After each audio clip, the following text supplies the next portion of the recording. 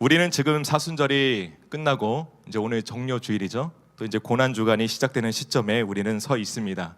오늘은 종료 주일입니다. 예수님은 오늘 나귀를 타시고 예루살렘에 입성하셨습니다. 성전 정화 사건부터 시작돼서 많은 일들이 있었어요. 그래서 목요일, 금요일 날 이제 십자가에서 달리시게 됩니다. 고난 주간을 맞이하여서 예수님의 그 죽으심, 그 십자가의 사랑에 대해서 더욱더 깊이 경험하고 또 묵상하는 우리 모두가 되길 소망합니다. 이 벚꽃은 왜 항상 고난 주간의 절정인지 모르겠어요, 그죠? 네, 항상 그렇더라고요. 주님을 묵상해야 되는데 벚꽃을 묵상해. 주님의 아름다우심을 봐야 되는데 자꾸 벚꽃의 아름다움을 쫓아가요. 아, 대전 어디에 가면은 벚꽃이 이쁘다더라. 어디가 제일 좋아요? 카이스트, 아니면 충대, 아니면 저희 집이 송천동인데 송천동에서 이 언덕만 지나가면 옥천이 있습니다. 옥천에 벚꽃 500리길, 세계에서 가장 긴 벚꽃길이 거기라고 합니다. 어쨌든 이 벚꽃의 아름다움을 쫓아가는 게 우리죠. 그렇다고 해가지고 벚꽃을 전혀 보러 가지 마십시오 이렇게 말씀드리는 게 아닙니다. 여러분, 벚꽃 보시려면 벚꽃 축제에 내일까지는 꼭 가셔요. 왜냐하면 화요일부터 비 온다고 해요. 네, 화요일부터 비 오니까 월요일까지 꼭 가시기 바랍니다. 제가 말씀드리고 싶은 거는 고난 주간을 맞이하여서 주님의 사랑에 더 집중하자는 것입니다. 할렐루야. 이 7일 동안 주님의 행적이 어떻게 되는지, 그리고 예수님이 십자가에 달리시기까지 무엇을 행하셨는지 그 발자취에 우리가 집중하자는 것입니다. 예수님의 행하시는 일들의 대상자를 나라고 생각해 보십시오. 주님의 피 흘리신 그 십자가의 사랑이 나를 위한 사랑이라고 생각해 보십시오. 그보다 큰 사랑이 어디 있겠어요? 그보다 큰 은혜가 어디 있겠습니까? 나를 살리기 위해 죽으신 그 귀한 생명, 우리는 그 예수님의 피 묻은 십자가와 그 십자가에 달려서 죽으신 예수님의 아름답고 위대하신 그 사랑 앞에 감사하지 않을 수가 없는 것이죠. 하늘을 두루마리 삼고 바다를 먹물 삼아도 그 사랑을 다 표현할 수 없는 게 바로 우리를 향한 예수님의 사랑입니다. 따라합시다. 예수님이 나를 위해 죽으셨다. 할렐루야. 그래서 주님의 사랑을 더욱더 깊이 경험하는 한 주가 되길 소망합니다.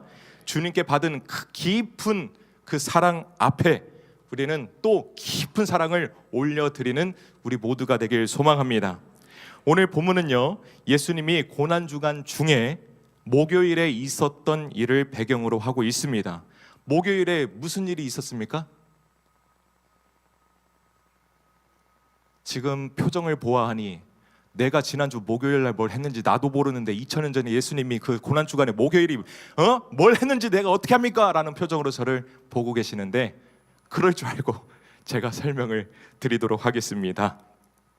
예수님은 목요일 날 제자들과 마지막으로 식사를 하게 돼요. 이날 가룟 유다가 배신을 때리게 됩니다. 또 제자들의 발을 씻기기도 하고요. 그날 밤 겟세마네 동산에서 기도하고 내려오셨을 때 군병들에게 잡히시게 돼요. 그 모든 일들이 목요일 날 일어났습니다. 근데 예수님이 하셨던 한 가지 일이 더 있었어요. 그것이 무엇일까요? 그것은 바로 유언입니다. 예수님이 그날 유언을 남기셨어요. 유언이란 무엇일까요? 유언은 남길 유, 말씀 언, 즉 죽음을 앞두고 남기는 말이다 해서 우리가 유언이라고 하지 않습니까? 오늘 본문이 포함되어 있는 14장부터 16장까지는 예수님의 유언이 기록되어 있습니다. 한마디로 말하면 예수님의 고별 설교예요. 죽으시기 전에 마지막으로 하셨던 고별 설교입니다. 본문 속 제자들의 모습을 보면 굉장히 두려워하고 있습니다. 왜냐하면 방금 말씀드렸던 것처럼 이 가룟 유다는 배신을 때렸지, 또 베드로까지도 너는 나를 배신할 것이다 라고 말씀을 하셨지. 그러니까 갑자기 제자들이 두려움에 빠진 거예요. 굉장히 불안해할 수밖에 없는 것입니다. 내가 믿고 따랐던 리더가 갑자기 나는 곧 죽을 거야 라고 말씀하시면 두렵지 않겠습니까? 두려운 게 당연한 거죠. 당연히 황당하고 불안감에 휩싸입니다. 그런 제자들에게 예수님은 위로와 용기를 주기 위해서 이 말씀을 하세요. 그게 1절부터 3절까지. 너희는 마음에 근심하지 말라. 하나님을 믿으니 또 나를 믿으라. 내 아버지 집에 거할 곳이 많도다. 그렇지 않으면 너희에게 일렀으리라. 내가 너희를 위하여 거처를 예비하러 가노니 가서 너희를 위하여 거처를 예비하면 내가 다시 와서 너희를 내게로 영접하여 나 있는 곳에 너희도 있게 하리라 라고 말씀을 하세요. 근데 안타깝게도 제자들은 예수님의 이 말씀을 이해하지 못했습니다. 그래서 도마가 이렇게 질문을 하죠. 5절, 도마가 이르되 주여 주께서 어디로 가시는지 우리가 알지 못하거늘 그 길을 우리가 어찌 알겠습니까? 이렇게 물어봐요. 그 질문에 예수님은 우리가 아주 잘 알고 있는 그 말씀으로 대답을 하십니다. 6절, 예수께서 이르시되 내가 곧 길이요 진리요 생명이니 나로 말미암지 않고는 아버지께로 올 자가 없느니라. 할렐루야. 우리는 이 말씀을 다 이해하지만 그때 당시에 제자들은 예수님이 이 유명한 말씀을 전혀 깨닫지 못했습니다. 이 말씀을 하셨을 때 그렇군요. 예수님이 길과 진리요 생명이시군요. 할렐루야 아멘 했던 게 아니라 뭔 말이요 저게 뭔 말이요 하면서 전혀 깨닫지를 못했습니다. 어떻게 보면 이 심오한 말씀이 아니더라도 그 불안감이 너무 크기 때문에 어떤 말을 했어도 제자들은 믿지 않았을 것이고 뭔가 어떤 말이라도 알아듣지 못했을 것입니다. 우리 이 시간 우리 안에 불안감이 있다면 속히 소멸이 되길 축원합니다. 그 불안감 때문에 우리에게 부어지는 말씀이 막히는 거예요. 그 불안감 때문에 하나님의 임재가 막힙니다. 우리 중문교회가 하나님의 임재로 가득 찬 교회가 되길 소망합니다. 그렇게 하기 위해서는 우리 안에 있는 불안감을 거두어 내셔야 돼요. 성령 하나님, 내 안에 있는 불안감을 거두어 주시옵소서. 기도하시기 바랍니다. 이 불안감 때문에 말씀에 집중을 못해요. 하나님이 부어 주시려고 하시는 그 준비된 은혜가 있는데 그 은혜를 내가 차버립니다. 왜? 이 불안감 때문에 딴 생각하느라고. 이 시간 우리의 불안감을 거두어 내시길 축원합니다. 오늘 본문의 첫 절 22절에는 가룟 유다가 아닌 다른 유다가 예수님에게 이런 질문을 합니다. 가룟인 아닌 유다가 이르되 주여 어찌하여 자기를 우리에게는 나타내시고 세상에는 아니하려 하시나이까? 라고 이렇게 물어봅니다. 드러낸다라는 이 표현을 하고 있는데 이 드러낸다라는 이 표현을 앞절에서 예수님이 먼저 사용하셨습니다. 21절 나의 계명을 지키는 자라야 나를 사랑하는 자니 나를 사랑하는 자는 내 아버지께 사랑을 받을 것이요 나도 그를 사랑하여 그에게 나를 나타내리라. 그 표현을 똑같이 사용하면서 이 유다가 예수님에게 질문했지만 유다는 이 말씀의 맥락과 내용은 간과하고 이 단어 하나만을 기억해서 예수님에게 물음을 던진 것입니다. 전에 어떤 강사분이 하셨던 말씀이 생각이 나요. 이런 말씀을 하셨습니다. 남자와 여자가 하는 질문이 다르다.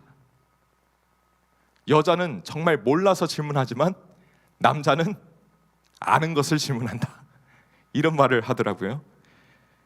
모른다는 것은 스스로를 약한 사람이라고 인정하는 것으로 알기 때문에 질문도 자기가 아는 것을 말하고 그것을 강사가 검증하도록 하는 아주 삐뚤어진 마음을 갖고 있다라는 것입니다. 우리 남자 성도 여러분 어떻습니까? 동의하십니까? 제가 이 말을 듣고 굉장히 찔렸어요. 이 강사분이 했던 이 남자의 성향을 저도 갖고 있더라고요. 아니 모르면 모른다고 하지. 왜 모르는 거를 아는 척하고 또 이게 맞다고 하면 또 그게 틀리다고 해. 남자라는 게 그렇습니다. 어쨌든 남자와 여자를 딱 구분해서 일반화시킬 수는 없지만 이 남자가 대체로 그렇다는 거죠. 우리 성도님들도 한번 생각해 보시기 바랍니다. 나는 질문을 할 때 내가 아는 것, 내 생각, 내 주장을 펼치려는 마음이 강하지는 않는가? 오늘 본문의 유다가 딱 그런 상황이에요. 주님, 왜 세상에 드러내지 않으십니까? 쉽게 말하면 출세하라는 거예요. 이게 유다만의 생각이었을까요? 거기에 있는 그 현장에 있었던 다른 제자들도 비슷한 마음이었을 거예요. 왜냐하면 유대인들은 메시아가 오기만을 기다렸습니다. 로마의 압제로부터 해방시켜줄 그 사람, 멋지게 한 방 먹여서 진정한 승리를 가져다 줄 그 사람이 예수님이라고 믿었기 때문이었습니다. 그래서 제자들의 마음은 이겁니다. 멋지게 등장해서 악한 존재들을 다 물리치고 예수라는 이름을 세상에 떨치라는 거예요. 악한 존재로부터 억압받고 있는 백성들을 구해주고 이 험한 세상의 진정한 히어로가 되라는 것입니다. 그 생각이 전혀 틀린 것은 아니에요. 왜냐하면 구약 성경에 이사야, 스가랴, 또 하박국 이런 말씀들을 보면 메시아에 대한 예언이 많이 나오거든요. 그러나 제자들은 이 메시아에 대해서 그리고 예수님에 대해서 큰 오해를 하고 있었습니다. 구약시대의 예언자들을 통해서 예언되었던 이 메시아는 그런 정치적인 메시아가 아니었거든요. 제자들이 기대했던 메시아는 예수님이 가셔야 하는 길과는 너무 달랐습니다. 제자들이 생각하는 메시아는 왕관을 쓰고 꽃길만 걷는 왕이셔야 했던 것입니다. 그래서 세상을 호령하고 모든 질서를 다 잡고 로마를 혼쭐내서 로마의 압제로부터 해방시켜 주기를 원했던 것입니다. 그렇게 해 주셔야 자기들의 위상도 올라가거든요. 사람이라는 게 그렇지 않습니까? 내가 따르는 리더가 유명해지고 이 네임밸류가 높아지면은 그 리더를 따르는 제자들도 이 어깨 뽕이 올라가지 않습니까? 그게 인간이에요. 나 그분 제자야. 나 사우나도 가고 밥도 먹고 다 했어. 나 그분 제자야. 라고 하면 그래? 훌륭하다. 이게 명예욕을 가진 인간의 본능입니다. 따라합시다. 본능을 거스르자. 인간의 본능을 거스르는 자가 되기를 축원합니다. 근데 지금 예수님의 발언은 자기들이 생각했던 이 메시아와는 너무 달라서 지금 충격에 빠졌습니다. 멘탈 붕괴가 온 거예요. 멘붕이 왔습니다. 그렇습니다. 제자들이 가지고 있었던 메시아상은 그들만의 기대였어요. 그들만의 욕심이었습니다. 그렇기 때문에 오늘 유다 같은 질문이 나온 거예요. 그렇다면 유다의 그 질문에 예수님은 어떠한 대답을 하셨을까? 오늘 이 시간 유다의 질문에 답하시는 예수님의 그 고별 설교의 내용을 함께 살펴보면서 과연 예수님의 유언은 무엇이었는지, 그리고 그 유언을 통해서 우리에게 지금 무엇을 말씀하시는지 함께 은혜를 나누겠습니다. 예수님의 첫 번째 유언은 바로 행하라입니다. 23절 보도록 하겠습니다. 예수께서 대답하여 이르시되 사람이 나를 사랑하면 내 말을 지키리니 내 아버지께서 그를 사랑하실 것이요 우리가 그에게 가서 거처를 그와 함께 하리라. 예수님이 거듭 강조하고 계시는 이 말씀의 포인트는 사랑하라가 아니에요.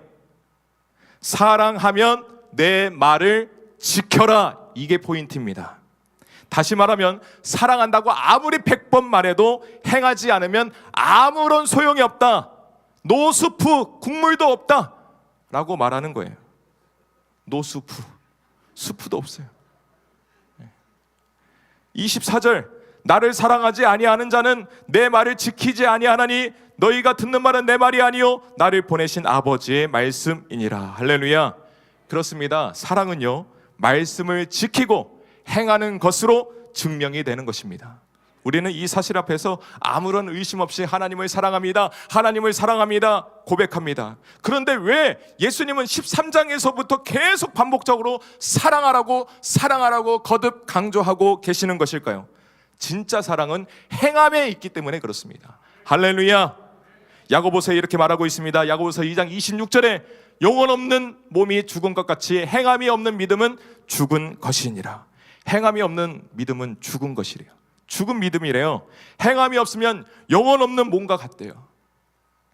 정신과 학자인 이 스카펙이 1978년에 아직도 가야 할 길이라는 책을 출간을 하게 되는데요.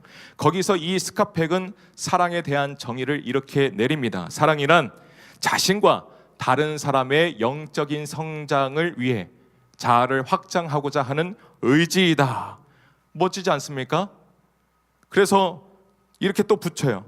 사랑은 실제로 행할 때 존재한다. 사랑은 사랑하려는 의지가 발현될 때 존재할 수 있다는 말이다.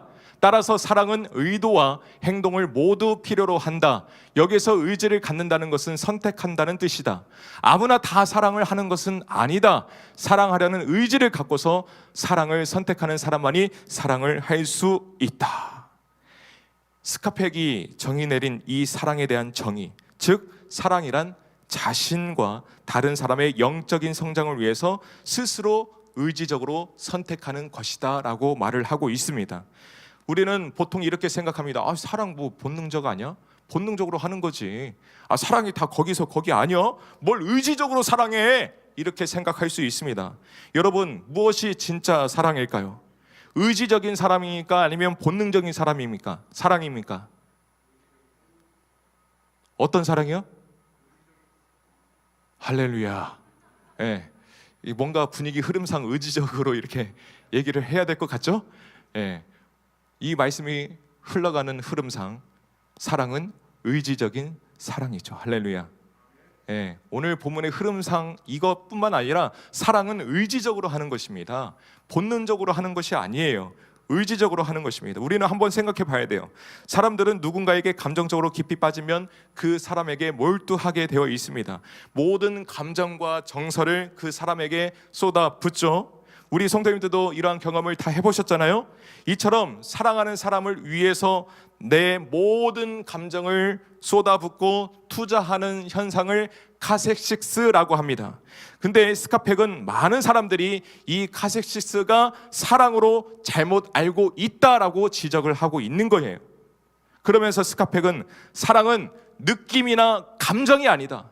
사랑은 행동이다 라고 주장을 합니다. 이 말에 동의하십니까? 그렇습니다. 사랑은 단순한 감정이 아니라 행동으로서 그 사랑을 증명하는 거예요. 행동으로서 그 사람을 사랑하는 것입니다. 사랑이 행동이라는 사실을 인정하게 되면은 더 이상 사랑이 갖는 이 의미와 가치를 깎아내리는 식의 사랑 표현을 하지는 않을 거예요. 이성에 대해서 감정이 격해지고 이성을 잃게 되면은 열정의 포로가 되는 거예요. 사랑에는 책임감이 있다고 생각하셔야 돼요. 사랑에는 행동이 있다고 생각하셔야 됩니다. 행동에 따른 책임, 이 책임이 없기 때문에 그냥 느낌대로 본능대로 감정대로 행하니까 성범죄들이 일어나는 것입니다.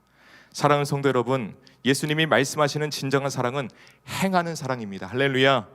예수님을 사랑한다고 말하는 사람은 하나님의 말씀을 지키고 행하게 되어 있다라는 것입니다. 매일매일 나에게 말씀해 주시는 것들을 가지고 행하면서 살아가는 것이 예수님을 사랑하는 것이라고 말하고 있는 것입니다. 예배와 셀 모임을 통해서 주님을 사랑합니다 라고 고백했다면 교회를 사랑하십시오. 할렐루야. 주님이 머리 되시는 교회를 위하여 헌신하시기 바랍니다. 비어있는 봉사 자리가 있으면 헌신하십시오. 할렐루야. 또한 주님께 예배드리고 기도하는 이 예배의 자리를 꼭 사수하시기 바랍니다.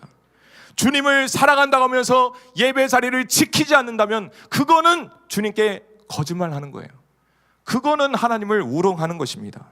주님과의 사랑의 시작은 바로 여기 예배당에서부터 시작되는 것입니다. 할렐루야.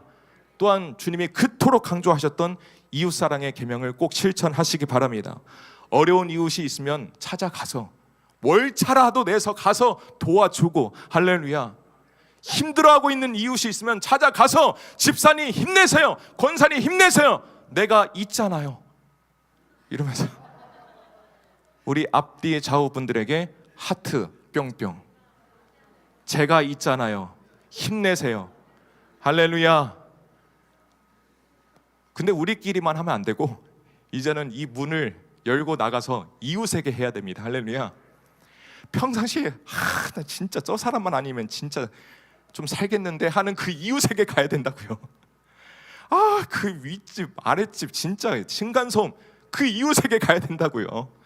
그 이웃에게 가서 하트 뿅뿅을 해야 된다고요. 도저히 못하겠다고요? 가서 한번 해보세요. 된다니까요. 그렇게 하면은 그 이웃이 변화될까요? 안 변화될까요? 한 번에 안 변화될 수도 있어요. 그렇지만 포기하지 말고 계속 가서 하트 뿅뿅을 날려주시기 바랍니다. 거기 이웃님, 층간소음 너무 시끄럽네요.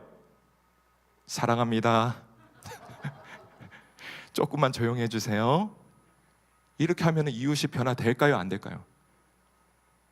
한 번에 변화 안 될 수는 있지만 결국은 변화될 줄 믿습니다. 나를 비방하는 이웃이 있으면 그 이웃을 용서하시고, 할렐루야, 복음을 아직도 전해 듣지 못해서 허덕이고 있는 이웃이 있다면 찾아가서 예수 그리스도를 전하시기 바랍니다. 이렇게 주님을 위하여 행하는 자가 진정으로 주님을 사랑하는 자입니다. 그렇다면 예수님을 사랑하는 사람이 누리는 축복이 무엇일까? 감사하게도 예수님을 사랑하는 자가 누리는 축복까지도 설명해 주고 있습니다. 23절을 다시 보겠습니다. 예수께서 대답하여 이르시되 사람이 나를 사랑하면 내 말을 지키리니 내 아버지께서 그를 사랑하실 것이요 우리가 그에게 가서 거처를 그와 함께 하리라. 할렐루야. 하나님과 예수님이 그에게로 가서 거처를 만드신대요. 이 말씀을 직역하면 우리가 그에게로 갈 것이다. 그리고 우리가 그와 함께 거처를 만들 것이다. 할렐루야. 주님의 말씀을 행하는 사람에게 가셔서 그와 함께 머무는 아주 구체적인 장소를 마련하신다는 것입니다. 다시 말씀드리면 하나님이 우리 가운데 임재하신다는 거예요. 할렐루야. 말씀을 지키는 내 삶과 영혼을 거처로 삼으셔서 드러내신다는 것입니다. 유다는 세상에 드러내셔서 출세하십시오라고 했지만 예수님은 나는 나를 사랑하는 자에게 드러낼 것이다, 이렇게 말씀을 하고 계시는 거예요. 아무에게나 드러내지 않으십니다. 자신을 사랑하는 자에게만 드러내시는 거예요. 여기에 계신 우리 성도 모든 분들에게 예수님의 드러남의 은혜가 있기를 축원합니다. 사랑하는 성도 여러분, 하나님이 임재하시는 곳은 어떠한 눈에 보이는 장소가 아니라 주님의 말씀을 실천하는 그 사람이 하나님이 계시는 장소이고요, 하나님이 사시는 장소입니다. 예수님을 뜨겁게 사랑하시기 바랍니다. 하나님의 말씀을 지키고 행함으로 하나님을 뜨겁게 사랑하십시오. 하나님의 말씀을 지키는 내 모습이 바로 하나님의 거처가 되는 것입니다. 우리 중문교회 이 성전이 하나님을 뜨겁게 사랑하고 하나님의 말씀을 실천하는 장소가 되어서 하나님의 임재가 가득한 영광의 현장이 되기를 축원합니다. 하나님의 임재가 있는 교회는 살아있는 교회입니다. 하나님의 영광이 가득한 교회는 사랑이 넘치는 교회입니다. 하나님이 함께 하시는 교회는 행동하는 교회예요. 사랑한다고 말만 하는 것이 아니라 행동하는 교회입니다. 우리 중문교회는 이미 그런 교회인 줄 믿습니다. 할렐루야. 앞으로도 더욱 사랑이 넘치고 행동이 넘치고 임재가 넘치고 영광이 넘치는 우리 중문교회와 우리 성도 여러분 다 되시기를 축원합니다. 예수님의 두 번째 유언은 배우라입니다. 유대인들에게 있어서 율법은 하나님 관계에 있어서 굉장히 중요했어요. 이 율법이 생명이었습니다. 핵심이었습니다.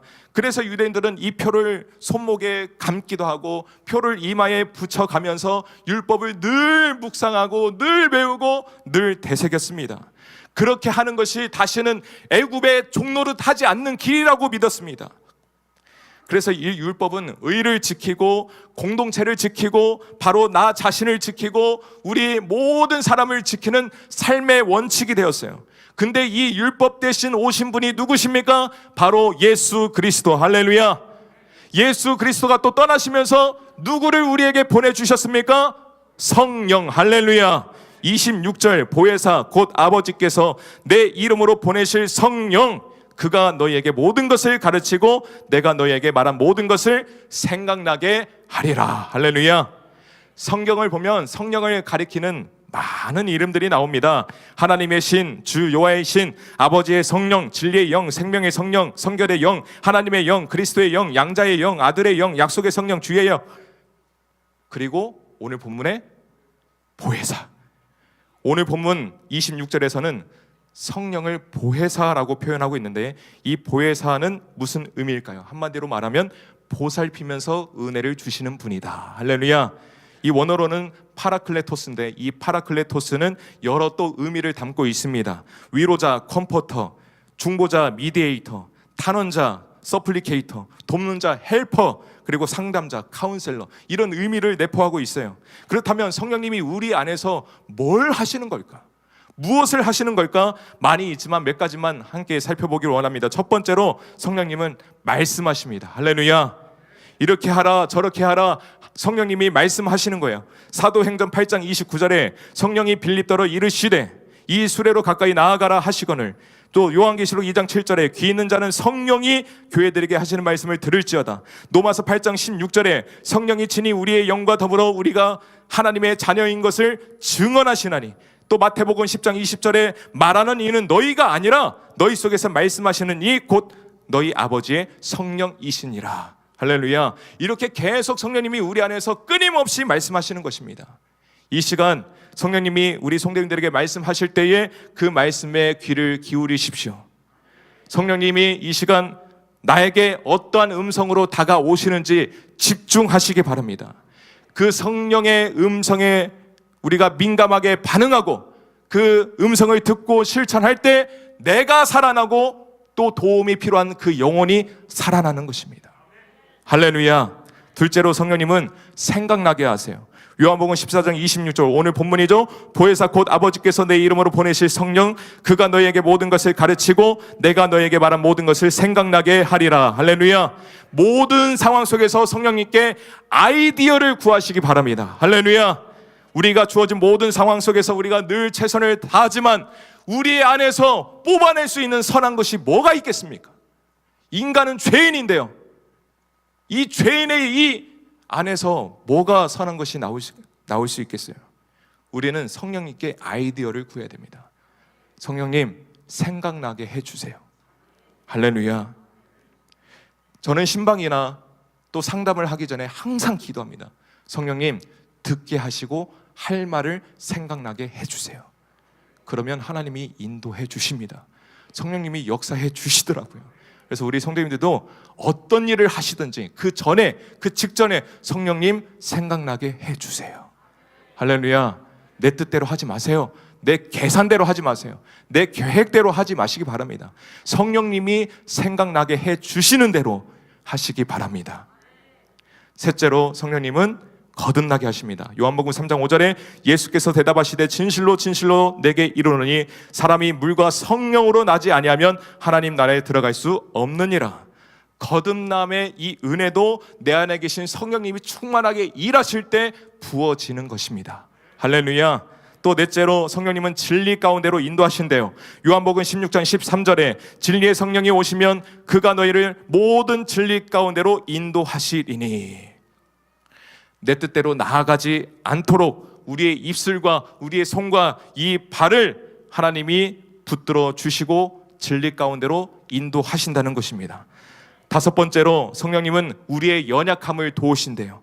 로마서 8장 26절에 이와 같이 성령도 우리의 연약함을 도우시나니 우리가 마땅히 빌 바를 알지 못하나 오직 성령이 말할 수 없는 탄식으로 우리를 위하여 친히 간구하시느니라. 할렐루야. 우리의 근심, 걱정 다 공감하시고 우리보다 더 걱정하시고 우리보다 더 탄식하시고 거기서 멈추지 않고 우리의 연약함을 도우신대요. 건져주신대요. 할렐루야. 그게 성령님이에요. 얼마나 감사해요. 할렐루야. 따라합시다. 성령님 감사합니다. 아멘. 우리 양성수 목사님께서 세종 중문교회 이제 3부 가끔씩 오실 때 항상 예배 전에 성령님을 찬양하는 말씀 선포를 하세요. 그게 참 좋더라고요. 성령님 환영합니다. 성령님 오시옵소서.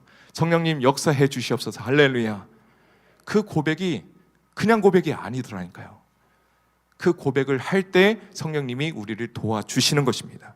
그 외에도 많습니다.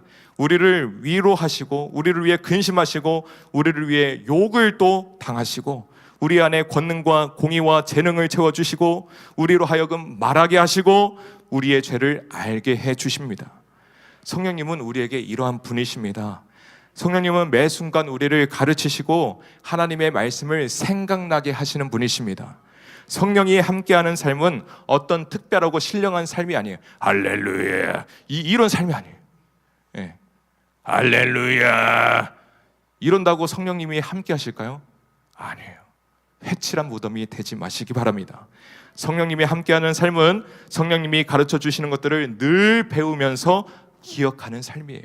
그게 성령 충만한 삶입니다. 그러기 위해서는 하나님의 말씀을 늘 가까이 하고 읽고 묵상해야 되는 것이죠. 사랑하는 성도 여러분, 우리는 과연 성령님이 함께 하시는 삶을 살고 있습니까? 아니면 아직도 성령과 상관도 없고 말씀과도 상관없이 내 식대로 살고 있지는 않습니까? 우리는 참된 스승 되시는 이 성령님의 가르침을 잘 배워야 합니다. 하나님의 말씀을 생각나게 하시고 하나님의 말씀으로 가르치실 때에 우리는 겸손히 성령님의 가르침을 배워야 합니다. 배운다는 것이 단순히 지식적으로 머리로 입력하는 것이 아닙니다. 여기에서 배운다는 것은 가슴으로 깨닫고 믿음으로 실천한다는 것을 말하고 있는 것입니다. 오늘 이 시간 우리 성도님들에게 각각 그 영혼에게 하나님께서 성령님께서 말씀하실 거예요.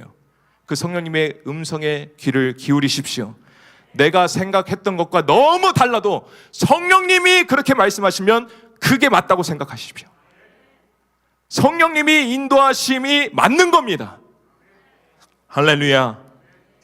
성령의 음성과 인도하심을 거스르지 말고 성령님이 말씀하시고 인도하시는 대로 온 정신과 온 영혼과 온 이 육체를 다 맡기시기 바랍니다. 고린도후서 3장 6절에 성령님은 살리시는 영이라고 말씀하셨어요.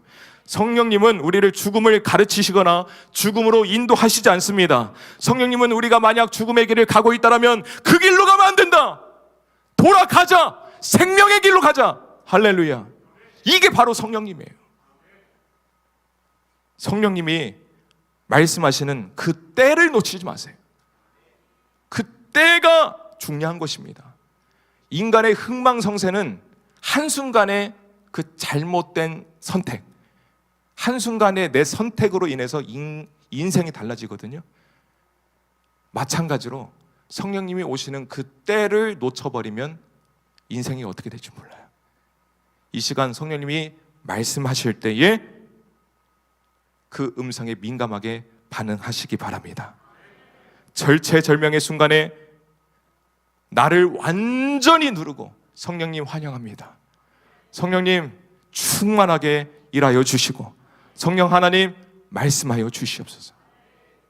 그렇게 기도하고 성령님을 환영하고 성령님을 사모하는 우리 모두가 되길 소망합니다. 세 번째 유언은 누리라입니다. 예수님은 불안해하고 있는 제자들에게 애틋한 마음으로 이렇게 말씀하십니다. 27절 평안을 너에게 끼치노니 곧 나의 평안을 너에게 주노라. 내가 너에게 주는 것은 세상이 주는 것과 같이 아니하리라. 너희는 마음에 근심하지도 말고 두려워하지도 말라. 예수님은 지금 제자들에게 평화를 유산으로 지금 주고 있는 것입니다. 죽음을 앞두고 있는데 평화를 말씀하고 계시는 거예요. 이것만 봐도 세상이 주는 평화와 예수님이 주는 평화는 다르구나라는 것을 알 수 있습니다. 우리가 흔히 생각하는 평화는 어떤 것입니까? 아무런 일이 일어나지 않는 상태, 이거를 우리는 흔히 평화라고 생각합니다. 예를 들자면 이런 것이에요. 저는 형 한 명이 있습니다. 둘 다 남자니까 어렸을 때 얼마나 많이 싸웠겠습니까? 형과 저는 성격도 다르고요, 취미도 다르고요, 성향도 달라요. 형은 만드는 거 좋아하고요, 때로는 과격합니다. 음악을 좋아했어요. 저는 섬세하고 아주 아기자기한 걸 좋아했어요. 그렇게 생기지 않았어요? 네. 동의하셔서 웃는 거죠? 네. 그걸 좋아했어요. 근데 어느 날 형하고 저하고 엄청 싸웠어요. 뭐 때문에 싸웠는지 정확히 그날 기억은 안 나지만 엄청 싸웠어요. 그래서 형이 이 통기타가 있었는데 통기타 뒤에 이 나무판이 있지 않습니까? 나무판으로 제 이 머리에다가 그냥 내리 찍었습니다. 어떻게 됐을까요? 당연히 나무판은 다 깨지고 통기타는 박살났죠. 다행히 저는 다치지 않았고 아프지도 않았어요. 왜 안 아팠을까요? 분노가 아픔을 이기더라고. 분노가 차오르니까 이 아픔은 뒷전이야. 그래서 그러면서 나도 욕하면서 막 이렇게 뒤집어 엎었을까요? 그러지 못했을까요? 그러지 못했어요. 왜냐하면 형이 힘이 더 셌거든요. 그렇게 했다가 더 얻어맞으면 어떡해? 그래서 속으로만 욕했죠. 결국 부모님에게 엄청 혼이 났습니다. 그날 엄청 혼이 나고 너네들 조용해! 가만히 있어! 해가지고 가만히 있었거든요. 근데 생각해 보십시오. 아무 일도 일어나지 않는 그 조용함과 정적이 평화일까요? 아니죠. 평화가 아닌 것입니다. 걱정하지 마세요. 형과는 지금 잘 지내고 있습니다. 어쩌면 형은 그 사건을 기억하고 있을까? 아니면 아닌가? 모르겠어요. 저도. 어쨌든 잘 지내고 있습니다. 그렇습니다. 우리가 이해하는 평화의 개념은 이런 것입니다. 진정한 평화의 의미가 아니라 단순히 아무 일도 일어나지 않는 상태를 평화라고 잘못 알고 있습니다. 예수님은 평화에 참된 이 개념을 말씀해주고 있습니다. 마태복음 10장 34절에 내가 세상에 화평을 주러 온 줄로 생각하지 말라. 화평이 아니요 검을 주러 왔다. 할렐루야. 검을 주러 왔다는 것은 무엇을 말하는 것입니까? 누구와 싸우라는 것입니까? 아닙니다. 예수님이 아닌 세상의 것들을 다 잘라버리라는 거예요. 근심, 걱정, 불안, 두려움, 초조, 염려, 슬픔, 낭망, 질투, 우울감 등등 이 모든 것들을 잘라버리라는 것입니다. 또 이 검은 수술의 그 메스칼입니다. 내 속에 있는 모든 온갖 더러운 것들을 다 도려내야 된다는 것입니다. 그 메스를 가지고 내 영혼의 대수술을 통해서 거듭나라는 거예요. 진정한 평화를 누리는 사람으로 거듭나라는 것입니다. 사랑하는 성도 여러분, 참된 평화는, 진짜 평화는 예수님으로부터 시작되는 것입니다. 누가복음 2장 14절 지극히 높은 곳에서는 하나님께 영광이요 땅에서는 하나님이 기뻐하시는 사람들 중에 평화로다. 요한복음 20장 19절에 이날 곧 안식 후 첫날 저녁 때에 제자들이 유대인들을 두려워하여 모인 곳에 문을 닫았더니 예수께서 오사 가운데 서서 이르시되 너희에게 평강이 있을지어다. 할렐루야. 그렇습니다. 예수님만이 우리의 참된 평강이시고 평화이시고 우리에게 평안을 주시는 분이십니다. 우리는 평안을 얻기 위해서 우리 안에 많은 것들을 채우면서 살아갑니다. 불안을 떨치기 위해서 끊임없이 무언가를 채우고 붙잡으려고 합니다. 주님으로 채워야 되는데 또 다른 주님으로 채워. 왜 자꾸 또 다른 주님으로 채우는지. 그래야 마음이 놓일 것 같고 안심할 것 같습니다. 그러나 우리 마음을 보면 그 채운 것들로 인해서 더 불안해하고 두려워합니다. 세상이 주는 평화가 이래요. 그러나 예수님은 그런 것들을 다 내려놓으라고 말씀하십니다. 주님께 맡기고 주님을 의지하라고 말씀하십니다. 더 갖고 싶고 더 누리고 싶은 것이 있다고 해도 주님을 위해 포기하라고 말씀하시는 것입니다. 사랑하는 성도 여러분, 오직 예수님만이 우리의 평화이시고 우리에게 참된 평안을 주시는 분이십니다. 그렇기 때문에 이 시간 우리에게 참된 평안을 주시는 예수님만을 붙들어야 할 줄 믿습니다. 어떠한 상황 속에서도 평화를 누리는 절대적인 평안을 달라고 우리는 기도를 해야 됩니다. 상대적인 평안 필요 없습니다. 절대적인 평안이 있어야 됩니다. 그 평안은 예수님의 피값으로 우리에게 주어지는 아주 값진 평안이에요. 사방이 우겨쌈을 당하여도 뚫려있는 이 하늘에서부터 부어지는 세상이 흉내도 낼 수 없는 그런 평안인 것입니다. 그 평안이 지금 이 시간 우리 모두에게 부어질 줄 믿습니다. 아무리 암울한 상황일지라도 우리의 입술에서 감사가 나오도록 하는 그 평안이 충만하게 임할 줄 믿습니다. 그렇다면 그 평안이 부어질 때 우리는 그 평안을 누려야 됩니다. 할렐루야. 가지고 있어도 누리지 못하면 가지지 않은 것과 똑같습니다. 누리십시오. 세상을 이기신 주님은 이미 우리에게 평안을 허락해 주신 줄 믿습니다. 이 예배당에서만 잠깐 평안을 누리는 것이 아니라 살아가는 모든 시간 속에서 그 절대적인 평안을 누리시기 바랍니다. 단순히 기분 좋게 살라는 것이 아니에요. 기분 좋을 때는 뭐든지 오케이. 기분 나쁠 때는 뭐든지 다 쓸어버리는 게 그 인간입니다. 뭐든지 다 파괴해버리는 것이 인간의 본능이에요. 본능처럼 살지 마십시오. 기분이 좋은 상태와 평안을 누리는 상태는 완전히 다른 것입니다. 요동치는 상황에서도 요동하지 않는 것, 그것이 평안이에요. 고난주간을 통해 주님이 우리에게 주시는 진정한 평안을 온전히 받아서 누리는 우리 모두가 되길 소망합니다. 결론을 맺겠습니다. 오늘 본문에서의 제자들처럼 우리도 요즘 그 어느 때보다도 불안감과 공포심을 가지고 살아가고 있습니다. 바이러스로 인해서 경제적인 어려움, 또 정신적인 어려움, 또 육체적인 어려움 등등 수많은 어려움을 겪으면서 불안감을 가지고 살아가고 있습니다. 또 전쟁으로 인해서 이 전쟁하는 이 당사자들뿐만 아니라 세계적으로 다 영향을 미치지 않습니까? 많은 사람들이 세계적으로 불안과 공포감을 가지고 살고 있습니다. 또한 그 어느 때보다도 영적으로 타락한 이 때에 우리는 주님과 더 멀어지는 것은 아닌지 늘 걱정과 근심을 가지고 살아가고 있습니다. 이 종료주일 또 고난주간을 맞이하여 우리를 위해 죽으신 예수님을 묵상하기는 내 자신이 너무 추악하고 더러워서 주님 앞에 너무 죄송스러운 마음으로 설 수밖에 없는 게 바로 우리입니다. 그런 우리에게 지금 이 시간 예수님은 안타까워하면서 애틋한 마음으로 우리에게 말씀하고 계십니다. 하나님을 진정으로 사랑해라. 말로만 하지 말고 행함으로 참되게 사랑해라. 그리고 너희 안에 있는 성령의 가르침을 잘 배우고 성령의 인도하신 대로 살아라. 또 너희에게 내가 절대적인 평안을 주리니 이 평안을 붙들고 의지하며 누리는 삶을 살아라.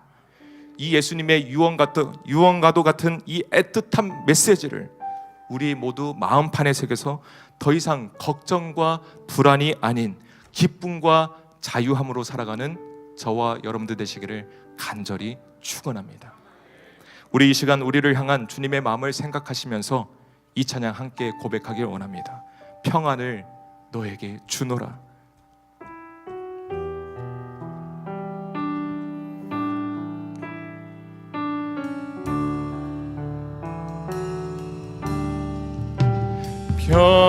평안을 너에게 주노라.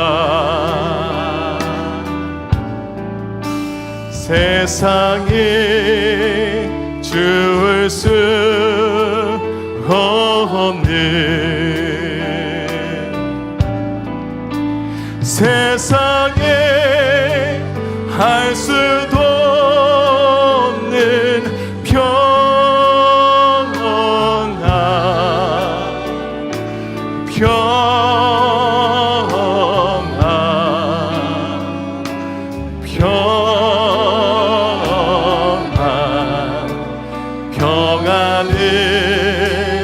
내게 주노라.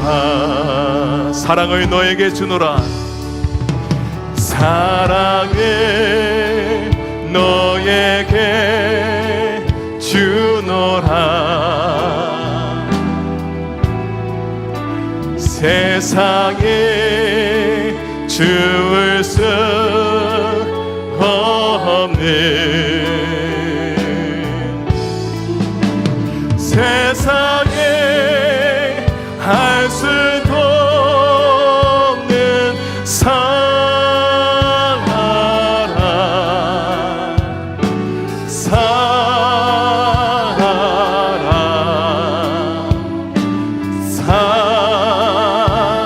살아라.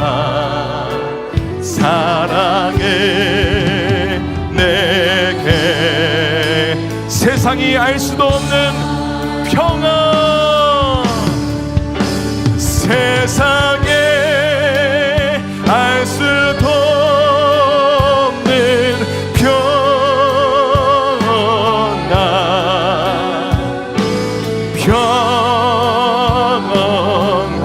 주님, 그 평안을 우리에게 지금 부어 주십시오.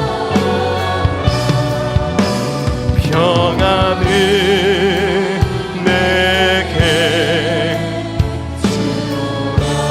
우리 이 시간 두 손 높이 들고 함께 기도하실 때에 하나님, 요즘 우리가 겪는 이 상황으로 인하여 참으로 많이 두려워하고 낙심하고 있습니다. 흔들리고 불안해하고 있는 우리들을 붙잡아 주시고 오늘 우리에게 하신 말씀을 붙들게 하여 주옵소서. 오늘 주님이 말씀하신 것처럼 행하는 사랑으로 더욱더 하나님을 사랑하는 우리가 되게 하여 주시고 우리 안에 계신 성령님이 가르쳐 주실 때에 잘 배워서 믿음으로 실천하게 하여 주시고 우리에게 참된 평안을 주실 때에 어떤 환경에서도 흔들리지 않은 절대적인 평강을 온전히 누리며 살아가게 하여 주옵소서. 우리 기도 제목 가지고 주여 세 번 크게 외치고 기도하겠습니다. 주여, 주여, 주여. 하나님 아버지 감사합니다. 불안에 떨고 있는 우리에게 찾아와 주셔서 위로와 격려의 말씀으로 함께 해주셔서 감사합니다. 이 세상을 살아갈 때 우리는 많은 일들로 걱정과 근심을 품고 많은 불안감을 가지고 살아가고 있습니다. 주님, 우리의 약한 믿음을 용서하여 주옵소서. 우리를 불쌍히 여겨 주옵소서. 주님, 우리를 긍휼히 여겨 주옵소서. 주님, 주님을 바라보지 못한 이 연약한 믿음을 이 시간 용서하여 주시기를 원합니다. 주님이 오늘 하신 말씀을 기억합니다. 사랑하라고 말씀하셨는데 입술로만 사랑하는 자가 되지 않게 하여 주시옵소서. 행함으로 주님을 사랑하는, 행함으로 주님을 뜨겁게 사랑하는 우리 모두가 되게 하여 주옵소서. 하나님의 말씀을 가까이 하고 하나님의 말씀대로 살아가는 것이 하나님의 사랑하는 아직 그 방법임을 깨달았사오니 하나님 오늘도 말씀대로 살게 하여 주옵소서. 항상 하나님의 말씀을 읽고 묵상하고 하나님의 말씀대로 살아가는 주의 백성들 다 되게 하여 주옵소서. 오늘 이 시간도 우리 성령님께서 일하고 계시는 줄 믿습니다. 성령을 소멸시키는 행동으로 성령님을 근심시키지 않게 하여 주시고 내 안에 계신 성령님께서 충만하게 일하시는 우리의 삶이 되게 하여 주옵소서. 오늘 우리가 어떻게 살아야 되는지 말씀하여 주시고 가르쳐 주옵소서. 그 가르침을 잘 배우게 하여 주시고 성령이 인도하시는 데 온전히 살아가는 우리 모두가 되게 하여 주옵소서. 주님은 이 시간 우리에게 참된 평안을 주시는 줄 믿습니다. 세상이 주는 평안을 쫓아가지 않게 하여 주시고 세상의 것들로 내 안에 채우지 않게 하여 주옵소서. 항상 주님이 주시는 평안을 붙들고 의지하며 누리며 살아가는 우리 모두가 되게 하여 주시옵소서. 주님이 주시는 평안은 어떤 상황에서든지 평강을 누리는 절대적인 평강인 줄 믿습니다. 오늘도 주님이 주시는 평안을 하나님 온전히 누리며 살아가는 우리 모두가 되게 하여 주옵소서.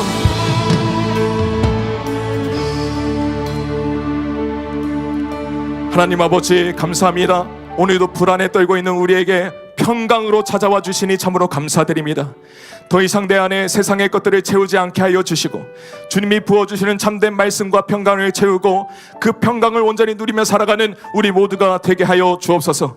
오늘 주님이 말씀하신 세 가지 말씀을 기억하여 하나님의 말씀을 행함으로 하나님을 뜨겁게 사랑하며 성령님이 가르쳐 주시는 대로 배우고 순종하며 살아가는 우리 모두가 되게 하여 주시고 주님이 주신 평강으로 오늘도 그 평강을 누리며 살게 하여 주옵소서. 우리 중국계 모든 성도들이 행하고 배우고 누리는 축복된 삶을 다 살아가게 하여 주옵소서.